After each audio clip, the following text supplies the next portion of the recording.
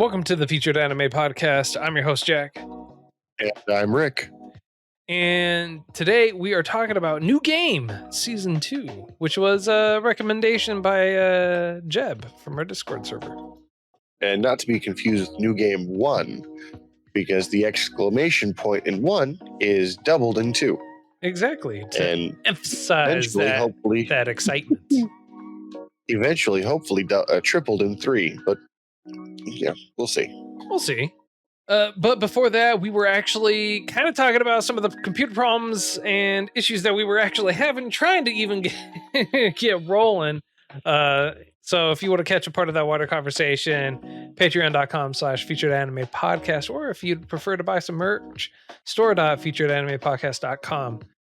And New Game Season 2, it's 12 episodes long, and it came out in 2017, ran from July to September. Producers for it were Frontier Works, Media Factory, and Movic. And in case you don't remember, Season 1 actually had Kadokawa as part of their producers, so it kind of threw me off that Kadokawa wasn't a part of the producers for this, but they did keep the same studio, which was Doga Kobo, and its genres are still game, slice of life, and comedy. I can see that. Now, I'm kind of curious, is it normal for someone to be a producer and then not, but still maintain credits kind of thing, like you're talking about? Well, no, I'm saying I kind of figured that because they were a producer for the Season 1 that they would have been a producer for Season 2. Gotcha. But that's not the case in this one. They were not a producer for it in Season 2, which I can kind of understand. I mean, like there was a little bit of a different feel from the first season, but 100%. There was a lot more, in my opinion, a lot more fan service, for lack of a better term. Yeah. And which is really unusual, especially when it's the same studio doing it. Normally they try to adhere or keep to some semblance as to what it was before and not really try and change it up. But I feel like this one took on an entirely different tone too, in the fact that towards the end, I want to say during the last like 5 episodes, like probably from middle on, they introduced 2 new characters that kind of spurred Aoba and Nene along to kind of improve and better themselves, is what I via competition say. Or I would say either via competition or encouragement, because one of the new hires, which you don't find out about till what, episode 5-ish? Yeah. One of the new hires comes in and goes, "Oh, you're the same age as me? You better watch out. I'm going to try to take your position." And you're like, "Wow, that's a bit aggressive. That's far more aggressive than I was expecting this show to go." Well, it's not that she came out right out and said it. You just got that feel like... Oh, it was implied. It was implied. Heavily. And you could tell that it was like, wait, you're this person and you're here and blah, blah, blah, blah, blah. You know, kind of at the same time feeling a little snooty and looking down on her a little bit. Well, because she's self-taught rather than going to school, and we know that academia is the end-all be-all. Right. Well, Momiji, who is the person that we're talking about, the one that's staring down Aoba, saying, "Hey, I'm the end-all be-all and everything that is great in this drawing world, and you don't deserve your position," type of mentality. But then you also have her friend, too, that's kind of playing to the disadvantages or on the fears of Nene at the same time, and it's Narumi, and she is talking mad trash to Nene, just telling her, it's like, "Oh, you got here because you knew them, not because of your talent or anything like that. You just got here because of this. You're nothing." And then when Nene actually goes and tries to help her out, she says, "Don't say anything." This is like, keep your mouth shut. You're just trying to make me look bad because I said all those mean things to you and everything like this. It's like, no, literally, your work sucks, and it just like Yeah, comes full force, like head on, right after that too. And I love that you got that resolution immediately of, yes, here's why you shouldn't be so haughty, so high and mighty on how you are. Accept the help, or accept the fact that someone, hey, just because they're not a programmer doesn't mean they don't understand, and or they're going through the classes and they don't have the same education. You know, it's like they exactly. may be just trying to help. Sometimes those that are self-taught are even more, I would say, more outgoing than ones that are taught in school, Oh because I yeah, think it takes a little bit more initiative to find out on your own. oh yeah, oh That definitely. said, not everything's that not everything's that way. No, no. There's certain things you definitely want assistance in to be taught in, you know? Yeah, exactly. What's really interesting and pivotal between season 1 and season 2, and they I'm glad that they highlighted some of the differences and how Yagami's path and Alba's path kind of differed in that.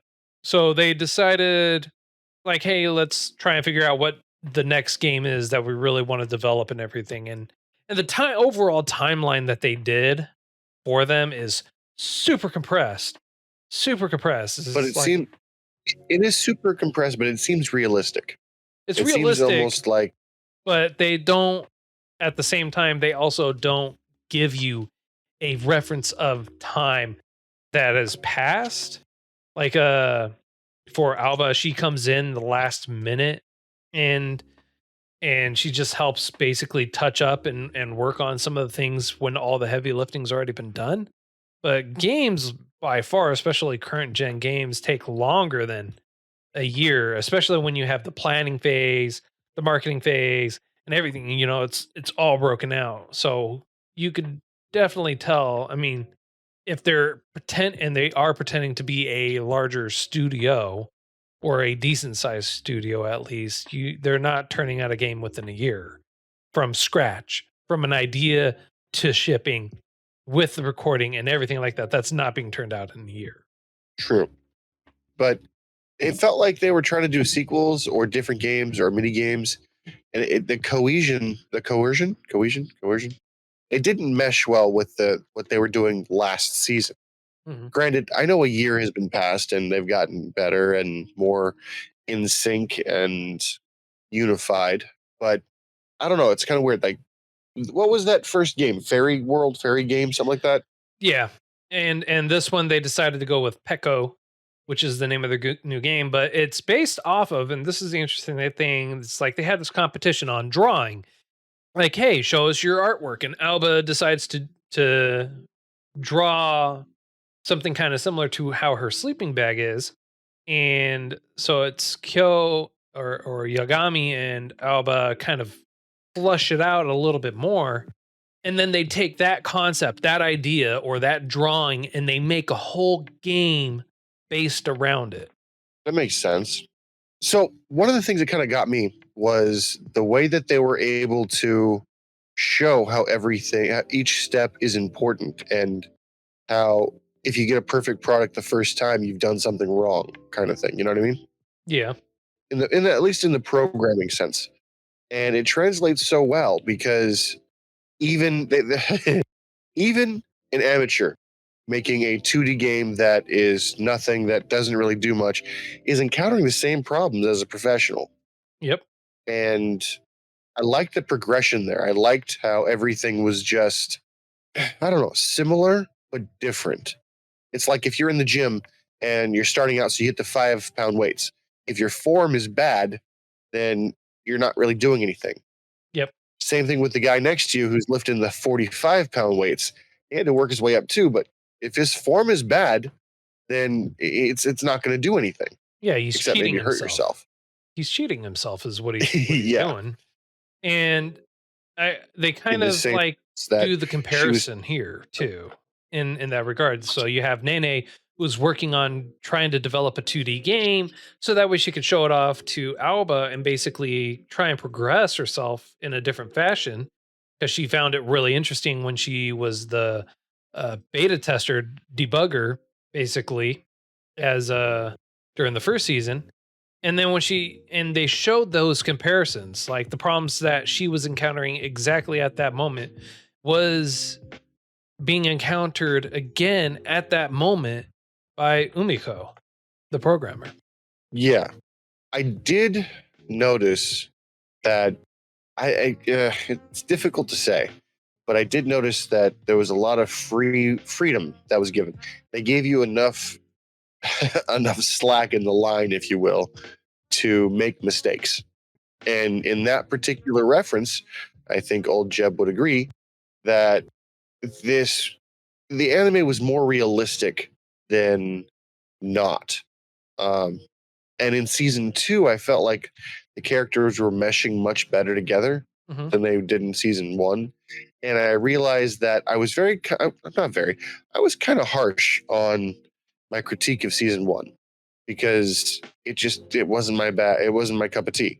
Yeah. This is a lot of the same with much more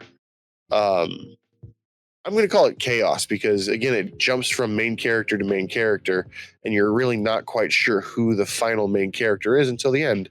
And it just while the nostalgia of the first season is there and that's what keeps it going, that's what makes it interesting. The fact that it kept jumping around season 2 kind of lost me in a few episodes, you know? Yeah. No, I gotcha. Granted, I liked the different point of view, but I don't think it helped in the storyboard sense. No, I can get that. And what's one of the problems that I actually had with this one was the compressed timeline and with how fast they were basically churning out a what what was considered then a next gen console game because it was coming out on current specs standards and everything like that, and they were just like burning through it like it was nothing. It's like even indie developers have to take a lot of time and get it out, and then you have the voice recording and the overall testing and the marketing for it just to get your name out there. And the fact that they did all the recording, and they did special editions and had it coordinated, had it marketed, and had it at a Gamescom that year, and everything all inside a year was just ridiculous. I know, I keep harping No, on it it. was phenomenal. I keep harping on it, but that's one of the I things that because the timeline seems a bit unrealistic. yeah. But one thing I do like, and they brought this up, was with this game they have a publisher throwing major weight behind it, and so Alba is a character, the lead character designer. So they're all based off of her designs, the looks, everything, how everything looks is based off of her, and she's developing it and they're drawing it. But the publisher doesn't want her to be the one doing it for the advertisements in the books or anything like that, which Yagami is upset about. She's like, no, this is crap. Hey, you guys let me do this last time and I did everything. You should let her do it. And their response was actually perfect. They said, yes, but last time they didn't have this much money being thrown at it. And it shows that they're actually expecting something out of this time because of our success with the last games. Yeah, the the expectation wasn't there before, so you could throw some no name on there, and if it does well, fantastic. If it does poorly, it really was expected to, so there's no issue. Exactly. I do think it's a bit crappy that work was stolen, essentially. Credit was stolen. Yeah. But Well, I mean, I don't know. It seems par for the course. well, it's not that credit was stolen because Yagami was drawing and producing those adverts illustrations. So she was getting the due credit, but she wasn't the lead character designer. It's a marketing tactic, It's like this person actually is doing this work on these advertisements. Her name is here because she is the one doing it, but The one who's doing the actual characters and everything like that, everything in game is someone else. So, I Yeah. mean, it's like And it's crappy, it's screwed up, but it is what it is at the exact same time, unfortunately. so I have a question, kind of a side note. Yes. Um, did that bear game remind you of anything? Did Petco remind you of any game we played as children? Any classic games that we played on perhaps 64? It's No? vaguely no. No. No? Okay, so No. this reminded me heavily of Zelda. Really? Oh, Oh no. yeah, the scheme, because you put the mask on, you put a mask on, and you get a different ability. You put a different plushy skin on, you get a different ability. Uh, I Like could see that. The it, Majora's it Mask, Zelda's Majora Mask on the 64. I could see that. I could yeah, definitely see that. It had some similarities. that's where It's my head went. just yeah, for me it didn't click though. Didn't click there. Well, like, so here's how my head went with it. I'm like, that'd be kind of cool. So episode, I want to say 3, before they even described what the suits do and what's kind of, I guess, the abilities were. Mhm. In my head, I was already like, this is gonna be badass. It would be kind of cool if you could just slip inside the skin and then get that ability. And then I would delve further, my own head, of course, because the game, we know that didn't happen. But every bear you kill upgrades your suit, so to speak. And then and then by the time you need to battle, you've got the suit of 1,000 corpses behind you, essentially. You know? Yeah. But obviously it didn't go that way. Um, probably for better cause, because I'm not a developer. I'm not a game designer. I am slightly twisted, so that does make me smile and laugh a little bit. But in the end, I was like, if they couldn't do that, and it's more for decoration than use, what other games have I played that I can compare it to? And then the Zelda game came up. I was like, oh, that's kind of cool. Yeah, that works. It doesn't augment your attack, defense, or anything like that, but you can put the mask on and now have different abilities. Yeah. And I was thinking like that the same thing. If you put different suits on, you'd have different abilities, different drawbacks, or or the famous "you can't ride that bike here" situation. You know what I mean? Yeah. I just Yeah, jumped no, over into Pokemon, but no, I got it. I Yeah, my mind just didn't really go there, but the art was definitely unique. It was for the game that they were developing, it was very kawaii. yes, very much so, very much so. Ugh. Now, did you notice? Crud! I'm so bad with names. I feel like I should have been that new girl who wrote everyone's name down just to keep track. You know? Oh yeah, Momiji. Yeah. I feel like she is closer to how I am in real life. Like I'll remember a face all day long, the name not so much. Right. And I've done that where I've written names down, and my handwriting is atrocious. So I'd write a name down, and I'd like, I know this name, no idea who it goes to though. So that never helped. Um, I'm that great never with helped me in any. yeah, no, for me I'm great with faces and names. I mean, and voices. Like I talk to you once, I'll recognize your voice.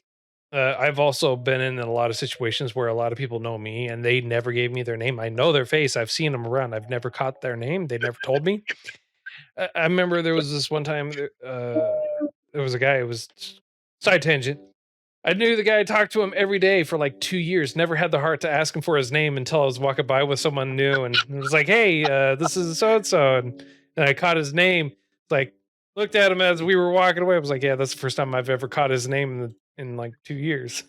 That good. So that also along those lines, I was talking to a female friend of mine, and she introduced me to her friend, and she's like, "This is so and so. This is so and so." I'm like, "Huh." As a guy, I would never be like, "Hey, this is so and so. This is so and so." It would be like, "Hey, bro, what's up? Hey, bro, what's up?" And then you'd never know the person's name unless somebody else actually called them out. Yeah. And you're like, oh, okay, yeah, we just wait because everyone's like, hey, buddy, hey, guy, hey, Yeah, you, man. How you what's doing? up? Yeah, Yeah. exactly. Yeah. Exactly. I mean, look at us. How often do we use each other's names? Rarely. Honestly, I'll tell you this right now. My wife feels like it's an insult if I actually use her name. Because I very Oh, so rarely, infrequently use her name. I said it at one point to get her attention, and she looked at me. She was like, "What's wrong? Why are you mad at me? What did I do?" did I do something? I was like, Oh, "No, no, babe. I jeez. was, I just wanted to get your attention." It's like, and you haven't called me by my name in like 5 years. Like that worried me. Oh, dear Uh, Lord. Hey, hey, you. Crap, what's their name? I'm not sure. Just keep saying, hey. They'll respond they'll eventually. get it eventually. Oh, goodness. Um, one of the things I thought was interesting in this one, director's choice probably, was do you know whenever there was a fierce I've got to fix this moment, we got a POV as if we were the laptop or the keyboard. They're just typing all over our face. Specifically I when they're honestly fixing. probably blocked it out. So I'll tell you that right now. I probably No, just blocked it out. no, I noticed it. I'm like, that's an interesting. I only remembered it happening 2 times, but I remember it because I was like, that's a unique. I've never seen anybody do that before. And how would you, as an animator, draw someone typing on the page you're drawing? Because you'd have to like reverse depth the image. Yeah. And it's just like stuff like that makes me know that I'll never be an animator because that just boggles my mind. It hurts my brain just trying to figure out how to make that a thing, you know? And they did it more than once. Obviously, once you do it one time, it becomes easier and easier the consecutive times you do it. But just to have to be able to think about, okay, if this finger touches down, about what time, about how big do I need these digits, these fingers to be before it looks like they're depressed onto a keyboard that's non-existent.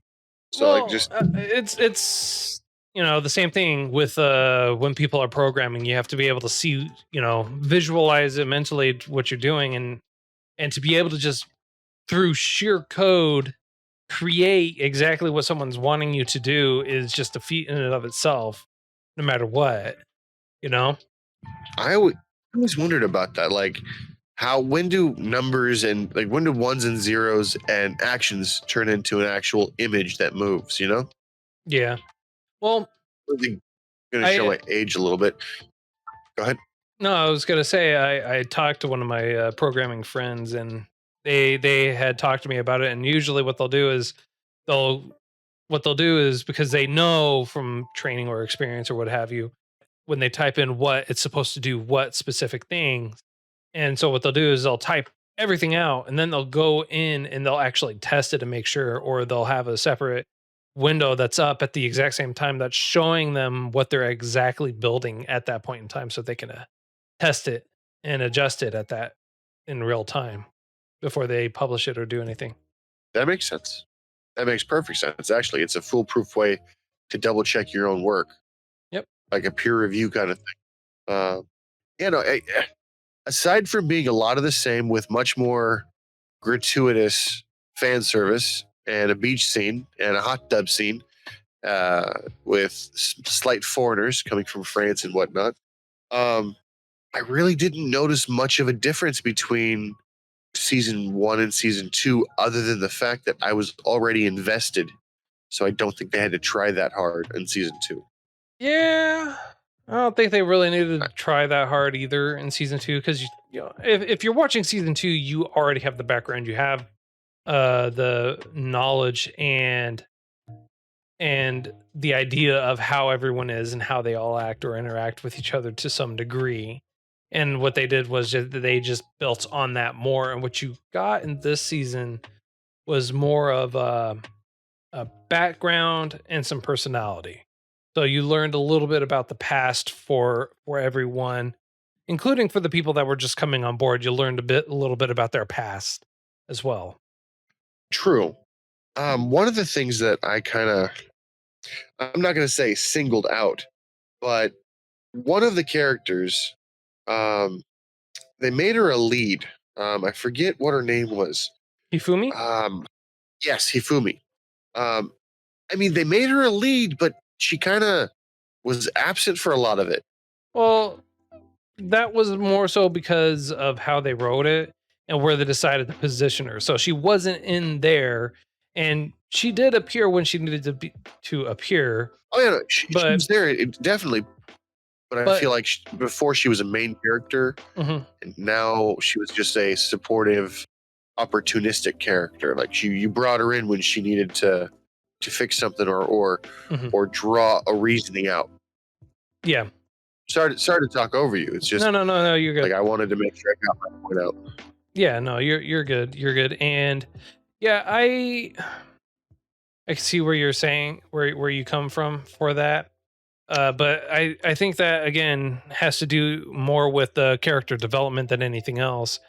It really just dwells on them, and also at the same time it forces them to really develop those relationships with the people that aren't their bosses at the same time, because she is in a different position, so she's no longer an equal because she's been there so long and she knows what she's doing. She's also been put in a position of power, and that's why they had that discussion. They had actually talked about that too, is where are they going to put the new girl? And they said, well, let's move Hifumi over here by us because she's no longer just one of the workers. She is a person with supervision. She's a supervisor. She's a lead, what have you, manager. And she's in charge of those people over there. That makes sense, and I like this. I like the idea that you just brought forward, where they moved one person to make room for somebody else, and it kind of felt like they moved one person to make room for two people. You know what I mean? Well, And well, they hired two new people. Well, they interned two new people. They weren't technically hired. yeah, but she wasn't moved to make room for two. She was moved to make room for one because she was being put on her team. Yeah, The other one I was being guess put somewhere else.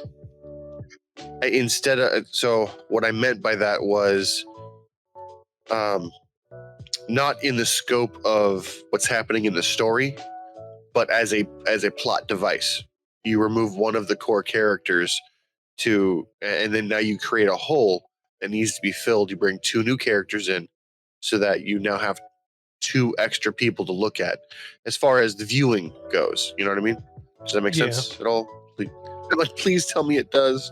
Kind of. I'm looking for affirmation, but I mean, I'm kind of lost at the same time. so what I feel like is if you had the four main characters still there, if you brought anybody in after that, it might be a bit overwhelming. Okay.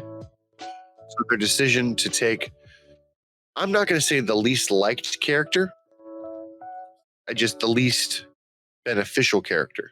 Like I don't think in season one Fumi added too much, in the sense of I guess plot, story.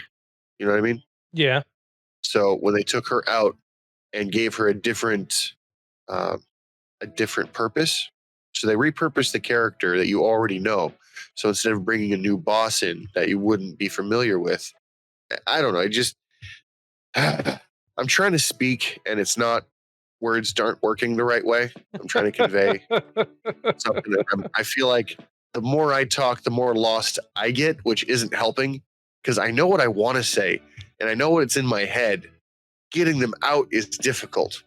Yeah, speaking is very difficult, especially when you want to talk and And do think a at the same podcast. and everything else all at the exact same time. It does not help out. Basically, I guess what I'm saying is they took an established character out to make room for two new characters because possibly just adding the two new characters or adding a boss figure would have disrupted the flow of the story they were trying to promote. Okay, Because I got you on that. I got you. okay, cool. Yeah, okay. Sometimes when you don't think and just talk, it works. It works all the time for me. Sometimes I get into trouble. Sometimes I don't. It's It's one of those things. just happens. I was a little sad that they didn't cosplay as much Mhm. because I thought that was a kind of a fun little personal blurb that they brought in. Um, I find it funny um, when instead of cosplaying, uh, the lady who cosplayed last time put on the persona because they're like, punish me. Hifumi was like, they were telling Hifumi to punish me. They're like, I Oh, yeah, can't. Or yeah. she's like, I can't. Yoon. Um, Yoon was yeah. saying she wanted to be punished because she lied and she felt bad for taking advantage of her, and it just ended up turning into it took a very unique turn. Took a very unique turn in some cosplay esque type of world going on there. The personality showed up and just dominated. It was awesome. Um, I've actually done that. In my other jobs, I had to be like Rick, but professional Rick. You know what I mean? Yeah. Where I had to use my professional voice, my professional everything. And then when I'd walk out of the client's home and get back into my car, I just, it felt like I went from a proper sitting person, proper speaking person, to just this slouching blob that just had to get to his next appointment. It's usually how it works. And then as you pull into the driveway of the next appointment, you gather yourself back up and okay, business time, let's go. And Yep. that's kind of like which personalities almost. Because I feel like I was originally more like Ifumi than not. I didn't like talking to new people. I didn't like interacting very much. And then I went to a job that I'd literally met 5 new strangers every day and had to make them my friend. Yeah. Happens Yeah. a lot. But I was happy that everything in the story progressed to the point where you actually got to see the release, or at least the not necessarily gameplay or how it was successful in the profit margin area, but you got to see how everything was step by step manufactured and produced and not distributed, but uh, from concept to release. You were able to see every stage of development, and it was I guess Yeah. more. It was. It was. I was It gonna was. say it was. Go ahead. Go ahead. I was gonna say it was more information that seems legitimate than I was expecting out of an anime. Yeah. Well, to kind of wrap it up here, one of the things, and I'm honestly surprised. Well, actually, not really, especially when it's a dedicated studio like that. Um, Yagami was actually going to leave because of Alba, and the reason why that she was going to leave because of Alba, not necessarily because she hated her or anything like that, but because she saw the drive and joy basically pouring her all into the marketing competition, so to speak, so that way Alba can say, hey, I am just as good, even though she was told beforehand, doesn't matter how great it is, this is who we're going with, because period. And Yagami just basically saw her pouring her everything into it and just said, you know what, I got to move on. I got to go out and get an experience. I'm not pushing myself to strive myself to be better anymore. And so that's what she's doing. And I felt like how they tied it in was very tastefully done. It wasn't just like deuces. It's here's an emotional point that's being touched on a little bit throughout. Alba's trying to develop, and then she's impacted by Yagami's artwork to where she's actually crying. Yagami's trying to comfort her, but at the same time trying to be a better art director than she was before. And you can see her personal growth through that. And then also you can see that through all those progressions, she just wants to be better overall. And as a result, she's going to a French game development company. So that way she can get exposed to different views or different styles of game development and art to make her better. And I thought that was written in very well. if there's a season 3, which we kind of hope there is, I have a feeling that she'll come back more cultured, if anything else. Yeah.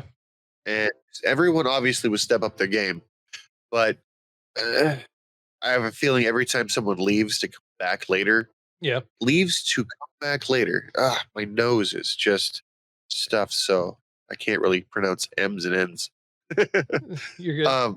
But I find that like when you have a training arc, so to speak, or a time skip for training, you come back and are just super badass. But what I don't understand and what I don't think I get is, did she leave because she misses the drive, the desire to be better, or does she leave because she thinks she can get better? Probably a mixture of the two. Because she was supposedly really good to begin with, to the point of having a game that was massively successful. Yeah. And the artwork a lot to do with that. Yeah. But I think it's a little bit of both, because she saw the drive for Aoba, and I feel like that kind of pushed her to want to do better at the same time. So I guess. But I was trying to wrap my head around that, but that makes sense. well, I mean, I don't know about you, but I think this is a great spot to give a rating, sir. So on a scale of up to 10, how would you rate this? The ending was a little bit open-ended. I mean, yes, everything was resolved, but it definitely left room for season 3. I'm going to give it a 7. The last one was a 6. I'm giving this one a 7. The artwork was on point. The music, while very subtle, was also consistent. You can't go wrong with a certain amount of TNA. So, Fair enough. yeah. Fair enough. I'm also going to go with a 7 this time. So I'm mirroring my last score. It was just as good. I enjoyed it. Hifumi's still my girl, so I wish she was still in there a little bit more, but it was good. I mean, like, I don't know. I feel like Hajime kind of got bumped down a notch for Momiji. For me personally. I'll let you handle that alone, because I disagree. Well, everyone's got their own. Very true.